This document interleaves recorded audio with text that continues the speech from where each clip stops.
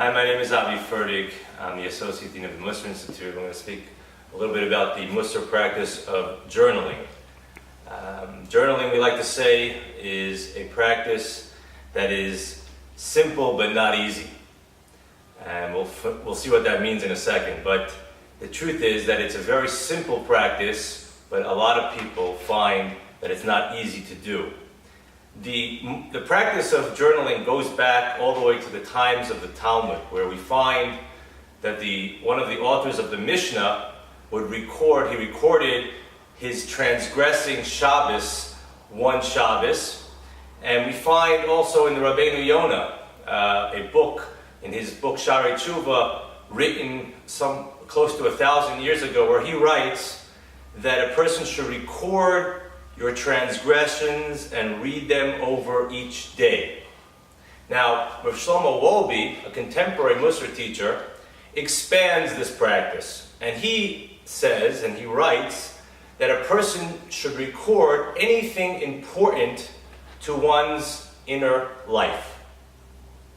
We know that in our Musar practice, we have a general accounting of the soul. We call cheshbon hanefesh, an accounting of the soul practice. And the journal is the essential piece of that practice. What that means is that daily a person should make the practice of doing an accounting of the soul. That means a general accounting of your spiritual life, reflecting, identifying inconsistencies, unbalances, which midot do you find popping up often, which are the ones that you find are most out of balance.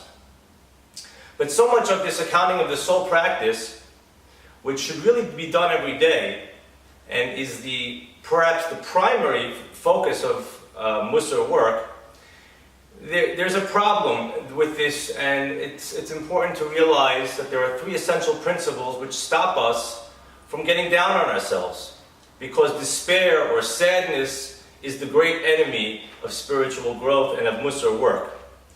So there are three essential principles, which the first is that you have to always be like a physician. Diagnose, observe your behavior without letting your emotions take over. The second principle, never define yourself by your failings. Remember that you are created in God's likeness. Essentially, you are pure and holy.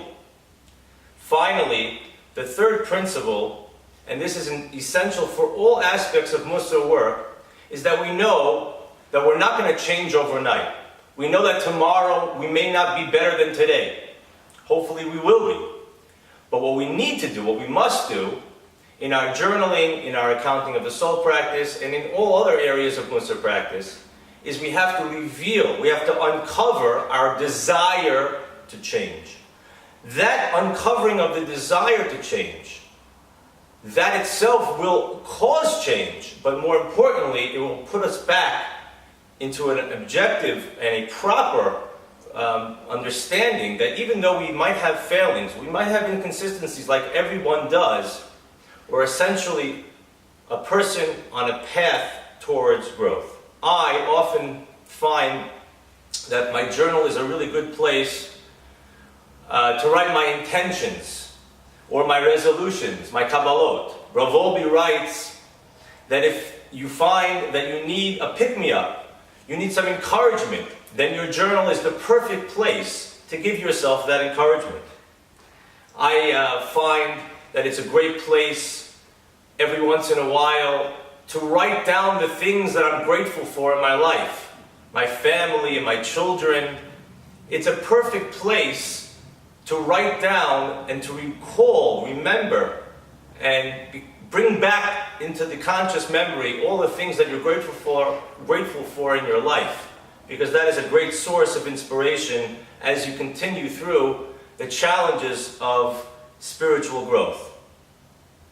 We find, and you'll find, that it's much easier to do the practice of journaling when you're working on a specific midah that provides really the focus and the raw material for journaling. Which midah Whatever media that you are working on, were you aware? What made it easier? What were the struggles? Where did you see the midah come up during the day, in yourself and in others? The focus of journaling should be on what happened. Don't try making sense of it all, because that comes slowly over time.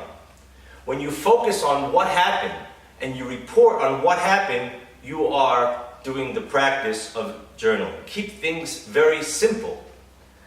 Don't worry about the beauty of the prose that you're writing. Nobody will see your journal except for you. There's only one rule, one simple rule. Simple but not easy. And that simple rule is that you must be consistent. You must form the habit of writing in your journal every day. Find the time that works best for you.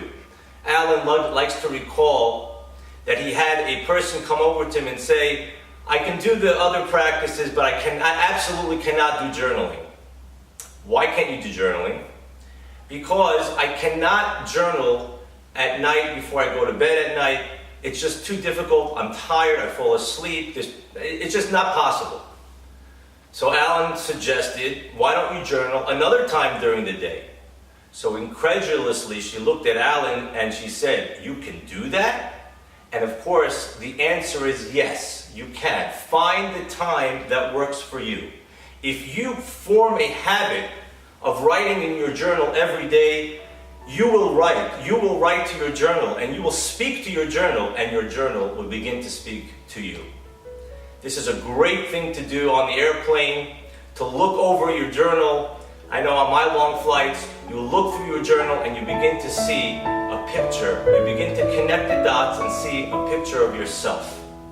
Thank you for listening.